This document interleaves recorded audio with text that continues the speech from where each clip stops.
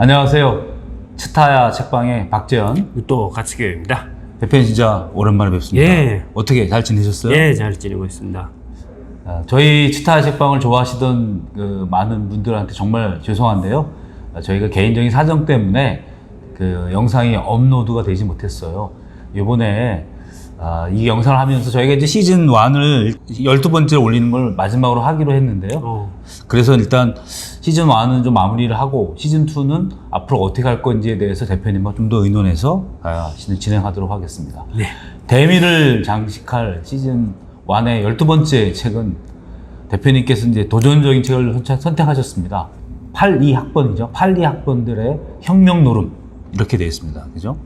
네, 저 읽어봤는데 제가 이 대표님한테 이거 해도 괜찮겠냐고 제가 물어볼 정도로 내용은 사실 좀 주사파의 김영환이 어떻게 주사파가 되어가는 과정에 대한 이야기고, 그가 다시 학생운동에 어떤 영향을 끼치고 또 그 자신은 어떻게 주사파에서 다시 돌아오는지에 대한 이야기가 그 책의 골조예요. 어떻게 보면 학생운동사를 좀 다른 시각에서 본 그런 책이라고 볼 수도 있어요. 그 책을 우리 시즌 1의 12번째 책으로 생각하시는 이유가 뭔지 좀 궁금해요. 그러니까 김영환 씨뿐만 아니라 일단 학생 운동사를 전체적으로 다룬 것으로 저는 봤어요.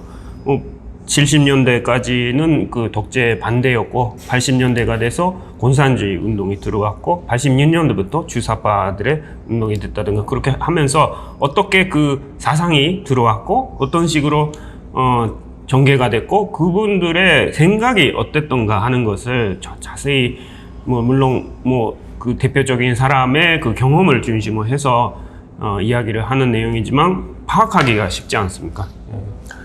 네. 80년대 학생운동의 특기에 대해서는 현재성도 있고 현재 또 이 관계되는 사람도 있고 저 또한 그 시절을 지내온 사람인데 아무튼 여러 가지 좀 생각이 좀 드는 책이었어요. 그래서 대표님께서 이제 이 책을 통해서 이야기하고자 하는 내용들에 대한 것들을 한번 이야기 나누면서 해보자 해요. 대표님, 일단 이 책을 통해서 뭘 가장 얘기하고 싶으셨어요? 그러니까 이 책뿐만 아니라 그 한국 현대사라는 것은 일제시대를 빼놓고는 도저히 이야기를 못한다는 내용입니다. 그러니까 일본이 어떤 나라이고 일본 지배라는 게 어떤 것이었던가 하는 것을 알아야 사실은 한국의 현대사를 알 수가 있는 거예요. 그것은 문화론적으로 제가 문화론을 다루기 때문에 일본 문화가 어떤 문화인가 하는 것으로부터 시작을 해야 되고요. 사실은 일본 문화가 그 어떤 문화인가 하는 것을 말씀 많이 드렸지 않습니까? 일단 화목을 중요시하는 문화예요. 화목하기 위해서는 갈등의 요소를 없애는 것으로 그거를 중심으로 생각하는 것이지 본질이나 그런 거 상관없어요. 특히 언어 같은 거, 그것을 일본 사람들이 어떻게 쓰는가를 아셔야 되는데, 요즘도 예를 들어 간단한 예로 그 원법 그 오염수가 있잖아요. 오염수를 일본에서는 오염수라고 말을 안 해요. 네, 처리수라고 하죠. 그거예요. 어떤 문제가 있을 때 문제를 겉으로 없애는 거예요. 그러니까 문제가 없는 것 같이 해가지고 뭐든지 그래요. 어떤 문제, 원폭도 그렇고 전쟁에 대해서도 그렇고 그 한국의 그 식민지 지배에 대해서도 그렇고 뭐든지 포장하는 게 진짜 잘해요. 그거는 나쁘다 좋다가 아니라 그러니까 일본 문화가 원래 그런 거예요. 갈등의 요소를 없애고 표면상 화목하는 것 같이 만드는 게 제일 중요한 것입니다. 그 조지 오웰의 소설에 그 1984년 1984. 예. 이 책에 보면은 그게 어떤 관리 사회를 이렇게 하는데 아주 언어를 먼저 만들어 가지고 그걸로 관리를 해요. 예를 들어서 전쟁하는 정부의 기관을 평화성 그렇죠. 평화성이라고 하고 역사나 그런 거를 왜곡하는 것인데 진리성이라고 그러고 법적으로 사실은 형벌을 주고 그런 것인데 애정성이라고 그러고 하여튼 그 분부성이라고 그러면은 견제를 다루는 그 분부성 이런 식으로 해가지고 말로부터 먼저 현혹시키는 것입니다. 그게 일본의 원래 문화의 형태가 그래요. 매춘을 일본에서 매춘이라고 안 하고 뭐라고 하는지 아십니까? 원조 교제라고 합니다. 아, 진짜요? 원조 교제. 교제하는데 원조 교제. 요즘은요, 요즘 나온 거 더 심한 거, 아빠 활동이라고 해요. 아빠라는 거, 파파카츠라고 그러는데, 하여튼, 그, 나이 많은, 돈 많은 사람한테 이렇게 돈 받아가지고 데이트하고, 뭐 하여튼 그런 남녀 관계, 그런 거 아빠 활동, 뭐 맘마 활동, 엄마 활동도 있고 그런데, 전혀 다른 말로 바꿔버려요. 그게 일본의 어떤 방향, 그 지배의 방향이었다. 그 일제 시대 때도 그렇고 종국 위안부라는 말 자체가 있잖아요. 위안부예요. 위안부. 뭔가 좋은 일을 하는 것 같잖아요. 뭐 대통령 공영권도 그렇고 뭐 그런 오적 효바, 오적 효바 뭐 그런 것도 그렇고 말로 먼저 만들어 버립니다. 그런 게 그런 식으로 해가지고 결국은 지배하는 곳에 혼란을 일으켜요. 바로 한국에서는 1919년에 3.1 운동 그때까지만 해도 한국은 일관된 어떤 사상이 있었고 도의적으로 그리고 일본에 대한 제국주의에 대해서 사랑으로 위를 세우고 일본을 미워하는 게 아니라 그 제국주의 그런 폭력주의에 대해서 저항하는 것이다. 뭐 그런 아주 사상이 뚜렷한 그런 게 있었는데 3.1 운동에 참가한 사람들로부터 먼저 분열이 생깁니다. 그게 뭐냐면은 공산주의가 들어오고 그럼 기독교하고 어떤 혼돈이 생기죠. 그런 식으로 해가지고 그때부터 이상하게 하게 되어 가는데 바로 그것이 저한테는 이런 말로 정리하고 싶어요. 스톡홀m 증후군. 그러니까 이제 인질범이 되어버리니까 그렇죠. 그들을 닮아가 좋아하게 되고 그렇죠. 그랬다. 1973년에 스톡홀m에서 있었던 은행 강도 그 인질 사건이죠. 농선 사건이죠. 근데 그것이 범인들을 옹호하는 그런 인질이 돼버린 거죠. 심지어는 범인 둘이었는데 뭐 어쩌다든가 하여튼 만나고 사이좋은 관계가 돼버렸다든가 그런 것이 사실은 스톡홀m 증후군인데 그런 감금상태가 되면은 감금된 상태가 되면은 어떤 사람의 감금 상태가 세계의 전부라는 그 착각이 생겨가지고 일단 그 납치되고 감금된 것 자체를 규탄해야 되는데 그 안에서 이상하게 그 지배층에 붙은 그 편을 든 사람하고 그 저항하는 사람하고 이렇게 대립이 생기고 그래요. 그게 스톡홀m 증후군인데 사실은 한국의 현대사라는 것이 그거라고 저는 생각하는 것입니다. 언제나 그랬듯이 좀 독특하게 해석하고 계신 거죠. 예. 그러니까 이제 결국은 그런 거예요. 일본을 싫어했는데 그 과정에서 일본을 닮아가는 사람들이 생겼다는 것 같이 들리거든요. 예. 자, 그런데 이게 이제 근대사를 얘기해 보면 그게 파리들의 혁명 노름이라고 하는 학생운동의 주사파라고 불리는 사람들의 활동들과 어떤 연관성이 있는 그게 좀 3단계 정도가 되는데요. 첫 번째는 아까 말한 것 같이 일제시대 그거 자체가 사실은 그 일본이 주된 그 환경을 만든 그 범인 같은 존재인데 그 밑에서 사실은 그 원래 일본의 목적이라는 게 그 간단합니다. 사실은 일본의 식민지 지배를 왜 했겠어요? 두 가지 있는데 하나는 계속 이야기를 해왔던 신도 사상입니다. 신도 사상이라는 것이 천황 숭배를 모든 세계의 인류가 다 해야 된다 하는 거기까지 가니까 그 신도 사상 때문에 그거를 먼저 그 한반도 그다음에 뭐 대만 그다음에 만주 가라프토가 뭐지? 그 하여튼 그런 사하린 쪽에 그쪽이라는 거 계속 펼쳐나가는 그 방향을 가진 것이 신도 사상이에요. 또 하나가 신년난입니다. 견제난. 일본은요, 그때 그 한국을 지배한 1910년이 그때부터가 사실은 일본의 쌀 자급이 안 되고 이제 먹고 살 수 없다고 계속 그 전부터 이야기했던 시기예요. 1910년에 일본 인구가 5천만을 넘습니다. 5천만 넘으면 일본은 쌀 자급을 못한다 해가지고 반드시 식민지가 필요하다 해서 사실은 한반도를 식민지 지배하기 시작한 것입니다. 특히 1918년에 쌀 소동이라고 일어나요. 뭐냐면 쌀 가격이 갑자기 폭등돼가지고 그것 때문에 뭐 소동 하여튼 그런 번역 사태가 일어나고 그랬는데 그래서 한국에 대해서 한국을 지배하는 이 이유가 그것인데, 근데 그 방법으로서는 뭐 일본 사람은 이렇게 말합니다. 그 한국을 우리가 식민지 지배를 했는데 식민지라는 말 자체가 부당하다. 왜냐면은 일본은 돈을 투자해가지고 한국을 개발시켜주고 근대화시켜주고 그랬는데 왜 식민지 지배냐? 이거는 충분히 한국에 좋은 일을 해준 것이다. 이렇게 일본 사람이 주장하는. 근데 그것 자체는 맞아요. 한국에 투자를 했습니다.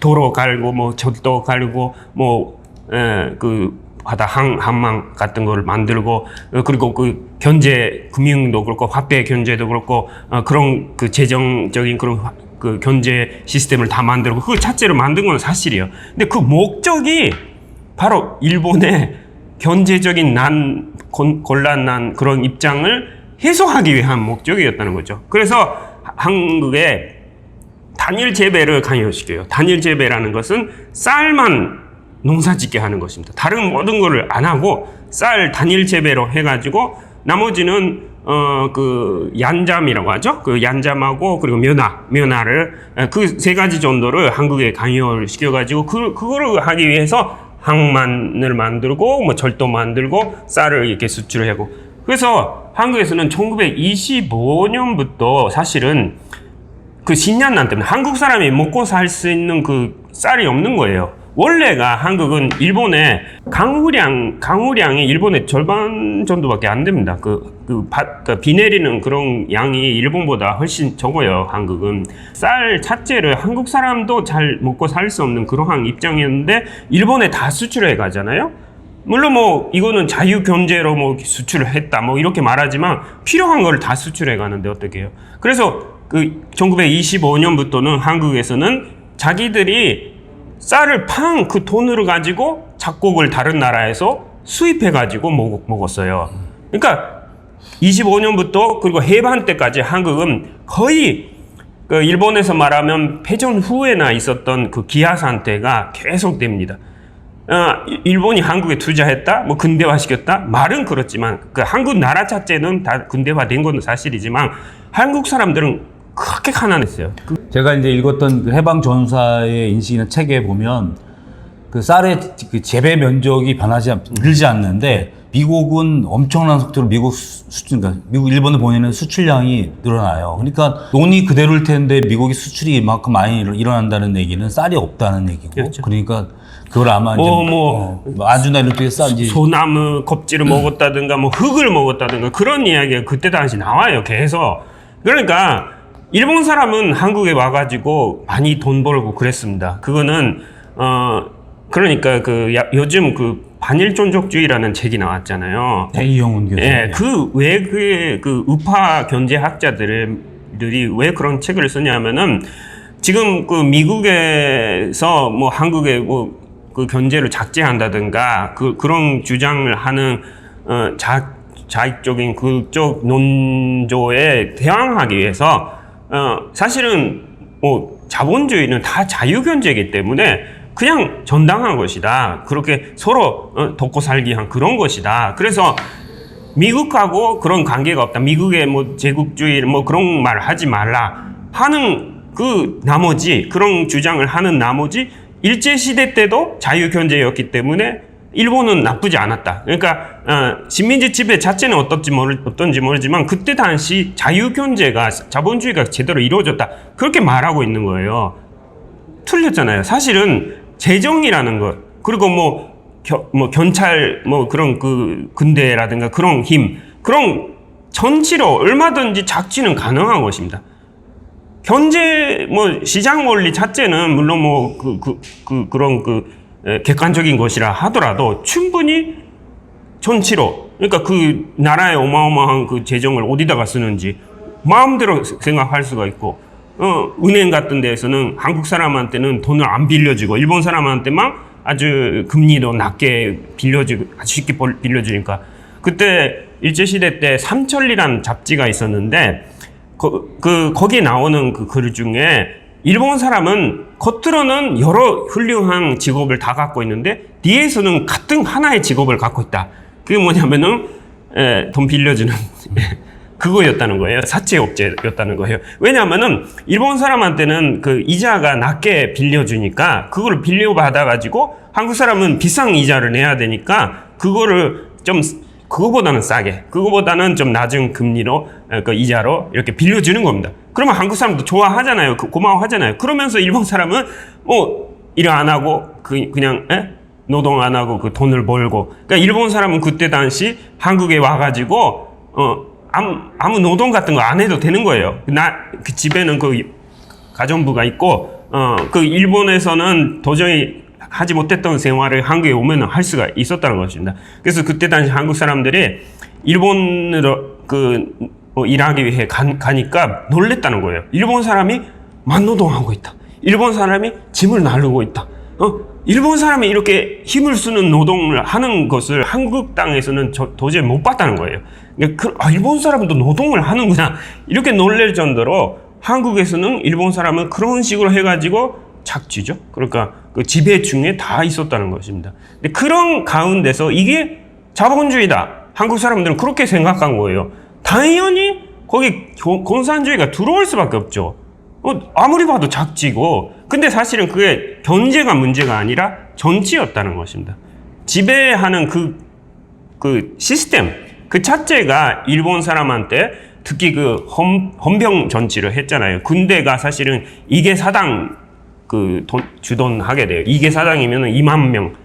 그리고 헌병이라는 것은 원래 군대 안에 있는 경찰이잖아요. 그 군대를 총 갖고 있는 사람을 이렇게 단속하기 위한 그 경찰이 일반 시민들을 얼마나 그 힘으로 강압적으로 했다는 것을 알 수가 있는 것입니다. 그럼 뭐 반일 전적주의 같은 그런 책을 보면은 뭐 한국에 뭐 경찰들도 많았다든가 반 이상 한국 사람이었다든가 하는데 그거는 순사들은 다 일본 사람들인데 그 순사복 그러니까 밑에서 그 일꾼으로 일하는 사람만 한국 사람이었다는 거예요. 그러니까 하여튼 그런 식으로 해가지고 특히 그때 당시 한국 분들을 가장 괴롭혔던 것이 뭐냐면은 치해 법권이죠. 그야말로.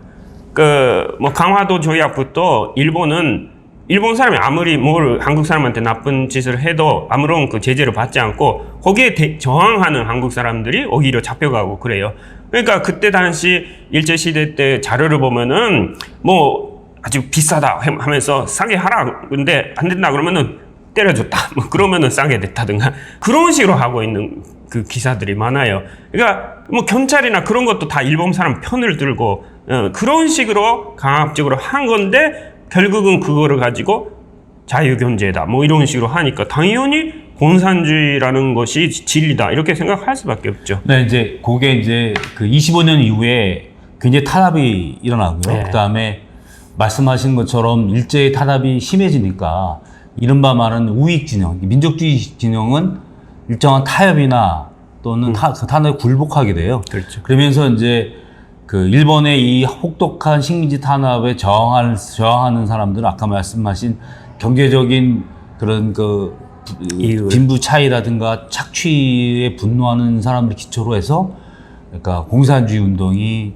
그렇죠. 주로 일으키게 돼요. 그러니까 실제로는 이 30년대 이후에 당시에 그러니까 조선 내에서는 그 사회주의 계열만 일본과 거의 싸우는 그런 형국이 되고 일부에 이제 뭐 망명가 있는 긴급 상해 임시정부라든가 몇 분 말고는 거의 사실은 이제 안 돼 있는 상태죠. 그러니까 공산주의 운동이라고 하는 것은 그러니까 일본과 저항하는 독립운동의 한 일환이었던 거죠. 그렇죠. 그러니까 사실은 공산주의라는 것은 러시아의 바브리크 모로조프를 아세요? 14살 소년인데 자기 아버지가 뭐 반동 문자다 이거예요. 그렇게 고발을 해가지고 아버지가 하여튼 잡혀가고 그러는데 하여튼 부자지간에 정을 조월해서 그런 변면적인 행동을 했다고 해서 돈상이 세워지고 뭐 오페라, 뭐 영화, 뭐 하여튼 소설 뭐 그런 거를 막 칭찬받고 아주 숭배받게 되는 그런 소년의 이야기예요.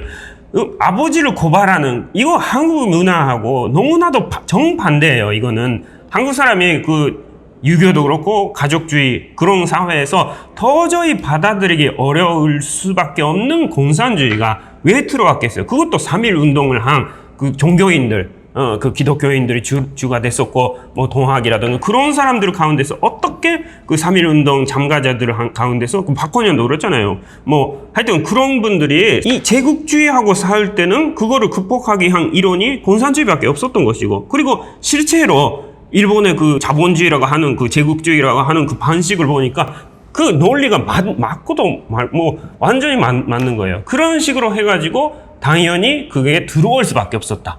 그게 바로 한국의 자익이라는 게 그 동기가 어디서 왔겠나 하는 것이 일제 시대를 시작으로 볼 수밖에 없는 것이고, 그것이 항일 운동을 위한 하나의 흐름이 그렇게 됐다는 것입니다. 네. 그래서 조선의 독립운동사에서 좌익 진영이 갖는 위치가 있습니다. 다만 우리가 이제 분단이라고 하는 걸 경험하면서 그 좌익 진영의 운동, 공산주의 계열의 운동, 독립운동이 사실은 잊혀지거나 덮어버렸죠. 아까 말씀하신 것 같이 이 남북 분단도 그렇고 사실은 그 항일 운동으로 군대가 크게 세 가지 있었지 않습니까? 동북 항일 연군, 동북 항일 연군이 있고, 그 다음에 조선위원군이 있고, 그러니까 동북 항일 연군은 그 만주를 중심으로 북쪽으로, 그리고 화북을 중심으로 해서는 조선위원군이 있고, 관복군은 중경 쪽에 그 국민당 밑에 있었고, 근데 그 세 가지가 사실은 지금의 형국을 만들고 있어요. 사실은 동북 항일 연군은 그 코민테른 밑에서, 그 소련의 코민테른 밑에서 운동하는 움직이는 그런 그 군대였고, 그 사람들은 다 북한 정부가 된 거죠. 김일성도 거기 있었고, 그 다음에 그 조선위원군은 팔로군 밑에서 공산당, 중국 공산당을 위해 싸운 사람들입니다. 사실은 중국 사람들은 그렇게까지 악착같이 싸울 수 있는 그러한 반역은 없었어요. 근데 한국 분들은 뺏긴 땅을, 그러니까 한반도를 되찾기 위해서 목숨 걸고 싸우는 그런 거였기 때문에, 그래서 팔로군이 그렇게 혁명을 하는 데 있어서 그 한국 사람들의 도움을 받았다는 거잖아요. 그래서 사실은 6.25 때 그 중국 분들이 그 은혜를 갚으려고 돌아온 것이고, 그러니까 그러니까 그 중국이 공산당이 그 혁명한 것도 사실은 모택동이 일본의 다나카 가쿠의 그 수상이라든가 그런 사람들이 왔을 때 우리는 일본에 감사하고 있습니다. 일본의 침략이 있었기 때문에 우리가 이 대륙을 장악할 수가 있었습니다 하면 고마워했다잖아요. 그 다음에 관복군 가운데서도 사실은 좌우가 같이 싸우는 군대가 다 공산주의군인데, 당연히 거기서 뭐 좌우 합작이라고 있어가지고, 그것이 사실은 중국 공산당, 그 다음에 북한 정부, 그 다음에 남한의 좌우, 이렇게 고착된 것이 항일 운동이에요. 북한도 항일 운동으로 생긴 나라고, 한국은 대한민국이라는 말 자체가 3.1 운동 때 임시정부에 생긴 나라니까, 항일 운동이 이렇게 고착된 것이 중국, 북한, 한국이에요. 그 다음에 러시아도 그래요. 러시아도 사실은 레닌, 스탈린 그런 거 중심이지만, 사실은 이 동북아시아는 그 극동공화국이라고 있었잖아요. 그것은 사실은 김 알렉산더 스탄케비치라고 그 한국 여성인데, 그분은 사실은 뭐 외국어를 유창하게 하고, 뭐 러시아어, 중국어, 한국어 다 했으니까 그렇게 러시아 적가를 위해 열심히 싸워준 겁니다. 그래서 바바롭스크에 단서기도 됐고, 그 다음에 극동 공화국이 됐을 때는 그때 한국 사람으로서 외상이 됐어요. 한국 사람으로서 외국의 외상이 된 사람, 그 사람밖에 없습니다. 그리고 러시아 공산당 혁명을 위해서 러시아 적군 편에 서서 항인 사회당을 만들어가지고, 적군을 만들어가지고, 그 적군 백군하고 이렇게 싸우다가 잡혀요. 그리고 그분이 김 알렉산더가 돌아가실 때, 어떻게 한국 사람인데, 조선인인데 러시아를 위해 싸우냐. 그러니까 이 러시아가 현명해가지고 그 공산주의로 완전히 현명을 하는 것으로 사실은 조선도 같이 일본을 쫓아내고 조선 독립을 할 수 있는 것이다. 이렇게 대답하고 죽기 전에 8걸음을 걷고 싶다. 그래가지고 우리 조국은 발도의 나라니까 한보의 그 해방을 위해서 기원을 하면서 죽고 싶다 하면서 죽은 사람들이에요. 얼마나 그게 한국 분들인데 하여튼 그 공산주의가 그렇게 일본하고 싸우고 그 조국의 해방을 위해서 들어왔다는 것은 사실입니다. 그래서 뭐냐면은 이게 동북아시아의 그 좌우의 그 대립이라는 것은 일본을 빼놓고 지금 이야기하고 있기 때문에 좀 논리에 맞지 않는 것이고 사실은 그거를 중심으로 생각해야 된다는 것입니다.